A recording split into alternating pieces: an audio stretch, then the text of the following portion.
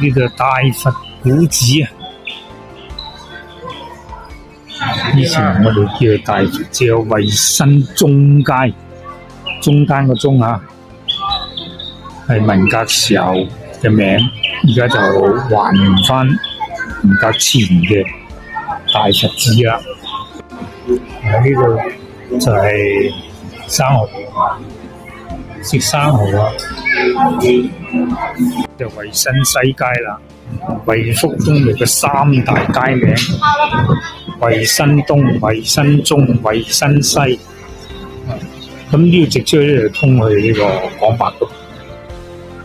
新西街口咧有一間好出名嘅潮州魚蛋粉世家，呢個都幾出名，都幾好食噶。得閒你哋就過嚟嘗試下。嚟到呢度教育路口對住咧就係一條書坊街，書坊街亦都係一個比較有歷史嘅一條街啊。咁佢個名就叫書坊街。以前咧係一條專門賣熱帶魚、金魚一條街嚟嘅。